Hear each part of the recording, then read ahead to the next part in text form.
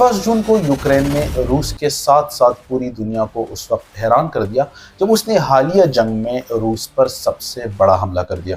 اس حملے میں 4 Russian year bases میں تقریباً 41 اسٹریٹجک بامرز یعنی جنگی جہازوں کو ڈرونز کے ذریعے نشانہ بنا کر کامیابی سے تباہ کر دیا گیا۔ ایک رف ایسٹیمیٹ کے مطابق اس اٹیک میں رشیا کو $7 بلین کا نقصان پہنچایا گیا اور روس کی تقریباً 34% میزائل کیریئر جیٹس کو ہٹ کیا گیا۔ اچھا، یہ اٹیک اس لحاظ سے بھی بہت اہمیت کا حامل ہے کہ یہ کسی بارڈر ریجن میں نہیں ہوا بلکہ روس کے بہت سارے ڈیپ ایریاز کو نشانہ بنایا گیا، جیسے کہ فار ایگزامپل بیلایا ایئر بیس جو کہ یوکرینین بارڈر سے تقریباً 4300 کلومیٹر دور ہے کو نشانہ بنایا گیا۔ اس اٹیک کو آپریشن اسپائڈر ویب کا نام دیا گیا اور اسے یوکرین کی انٹیلیجنس ایجنسی SBU نے پلان اور ایگزیکیوٹ کیا۔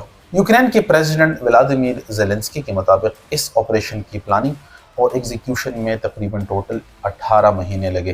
یوکرینین سورسز کے مطابق اس اٹیک کی پلاننگ کچھ اس طرح ہوئی کہ سب سے پہلے تقریباً 117 FPV ڈرونز یعنی فرسٹ پرسن ویو ڈرونز کو رشیا کے مختلف ریجنز میں اسمگل کیا گیا اور پھر ان ڈرونز کو ٹرکوں کی مدد سے رشین ایئر بیسز کے نزدیک کے لوکیشنز میں پہنچایا گیا۔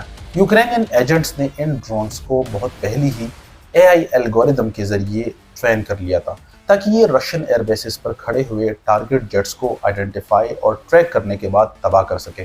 اس مشن میں یوکرین کا نشانہ Tu-22M اور Tu-95 جیسے لانگ رینج اسٹریٹجک بامرز اور A-50 جیسے ارلی وارننگ ایئر پلینز تھے۔ یہاں پر اب حیرت کی بات یہ ہے کہ اس مشن کے لیے یوکرین نے جو اپنا روس میں کمانڈ سینٹر اسٹیبلش کیا تھا وہ روس کی پریمیئر انٹیلیجنس ایجنسی FSB کی بلڈنگ کے بالکل نزدیک تھا۔ اس کا دوسرے لفظوں میں مطلب یہ ہے کہ یوکرینین اٹیک کی کچھ پلاننگ بالکل رشین انٹیلیجنس ایجنسی کی ناک کے نیچے ہوئی اور انہیں اس پلاننگ کی بھنک تک نہیں لگی۔ 1 جون کے حملے سے پہلے ہی یوکرینین ایجنٹس رشیا سے نکل چکے تھے۔